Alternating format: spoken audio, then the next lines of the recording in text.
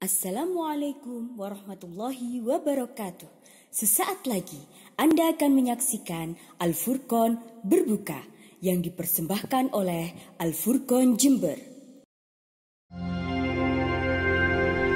Al-Furqon Jember, Qur'ani dan berprestasi. Bismillahirrahmanirrahim. Assalamualaikum warahmatullahi wabarakatuh. Alhamdulillahilladzi an'amana bi ni'matil imani wal islam. Assalatu wassalamu ala khairil anam, sayyidina Muhammad khairul khitam, wa ala alihi wa ashabihi ila yaumiz ziham, amma ba'du. Pertama-tama, marilah kita panjatkan puji syukur kehadirat ilahi Rabbi, yang mana Allah subhanahu wa ta'ala mencurahkan rahmatnya kepada kita, mencurahkan karunia-Nya kepada kita begitu luas, sehingga apabila kita bandingkan antara dosa ataupun kemaksiatan yang kita lakukan dengan ibadah yang kita lakukan, masih belum sebanding. Itulah bentuk kasih sayang Allah subhanahu wa ta'ala, bentuk rahman dan rahim Allah subhanahu wa ta'ala. Salawatullah wa salamuhu, semoga tetap tercurah limpahkan kepada baginda Rasulullah sallallahu alaihi wasallam, yang telah membimbing kita menuju jalan yang diridhoi oleh Allah subhanahu wa ta'ala. Para pemirsa rahimakumullah, merupakan satu kesyukuran yang luar biasa bagi kita, yaitu kita masih dipertemukan kembali dengan bulan Ramadan yang penuh dengan keberkahan ini. Bulan Ramadan yang dilipat gandakan nilai ibadah kita. Ini merupakan salah satu doa kita yang diijabah oleh Allah subhanahu wa ta'ala, yang kita dengungkan jauh-jauh sebelum Ramadan. Allahumma barik lana fi Rajaba wa Sya'bana wa ballighna Ramadan. Kita berdoa kepada Allah subhanahu wa ta'ala, semoga bukan hanya kita disampaikan di bulan Ramadan, akan tetapi kita mampu memanfaatkan waktu yang Allah berikan kepada kita di bulan Ramadan ini menjadi berkualitas, bertambah ibadah kita menjadi lebih baik, amal soleh kita juga menjadi lebih baik. Para pemirsa rahimakumullah, tidak kita sadari bahwasannya bulan Ramadan ini merupakan madrasah bagi umat manusia, bagi kita sekalian. Apabila kita perhatikan, di bulan Ramadan banyak sekali dari kita yang berfastabiqul khairat, berlomba-lomba untuk melakukan kebaikan, berlomba-lomba untuk beribadah, berlomba-lomba untuk membaca Al-Quran. Karena di bulan Ramadan Allah subhanahu wa ta'ala melipat gandakan. Harapan terbesar adalah pasca Ramadan kita bisa menjadi lebih baik daripada di bulan Ramadan. Bukan hanya di bulan Ramadan saja kita mampu berbuat kebaikan. Harapannya madrasah yang Allah ciptakan di bulan Ramadan ini memberikan akar kepada kita, memberikan bekas kepada kita, sehingga pasca Ramadan kita menjadi lebih salih lagi, menjadi lebih mukmin lagi, lebih menjadi orang yang muttaqin. Para pemirsa rahimakumullah, Allah subhanahu wa ta'ala mengkaruniakan kepada kita lisan.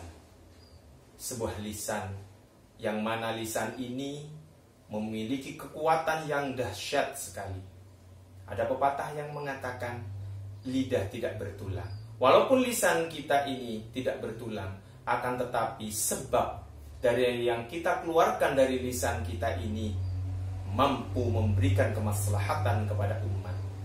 Bahkan sebaliknya, bisa memberikan kemafsadatan kepada umat. Para hadirin rahimakumullah, Rasulullah sallallahu alaihi wasallam bersabda, Man kana yu'minu billahi wal yaumil akhir falyaqul khairan aw liyasmut. Rasulullah sallallahu alaihi wasallam bersabda, barang siapa yang beriman kepada Allah dan hari akhir, maka berkata-katalah dengan kata-kata yang baik, dan apabila tidak bisa, maka lebih baik diam. Ada satu ibarat disebutkan bahwasanya idza kana al-kalamu min fiddah fas-sukutu min dhahab, yang artinya apabila al-kalam atau berbicara itu nilainya seperti fiddah atau seperti perak, maka as-sukut ataupun diam itu nilainya bagaikan emas. Artinya diam yang bagaimana? Diam yang menghindari dari berkata-kata yang buruk, diam menghindari dari kita berghibah ataupun menyebar fitnah. Hadirin rahimakumullah, disebutkan juga bahwasannya nisful kalam ad-du'a. Setengah dari apa yang kita ucapkan itu adalah doa. Maka usini wa iyyakum, mari bersama-sama kita menjaga lisan kita. Karena apa yang kita ucapkan itu merupakan doa kita. Wabil khusus kepada seorang ibu ketika dia sedang marah kepada putranya, jangan sekali-kali menghardik putranya dengan kata-kata yang kurang baik. Maka apabila Anda harus mengeluarkan kata-kata, maka keluarkanlah dengan kata-kata yang baik. Dan hal ini telah dibuktikan oleh Ibunda Syekh Sudes yang merupakan imam Masjidil Haram saat ini. Ketika Syekh Sudes kecil, dikisahkan yang namanya anak kecil suka bermain.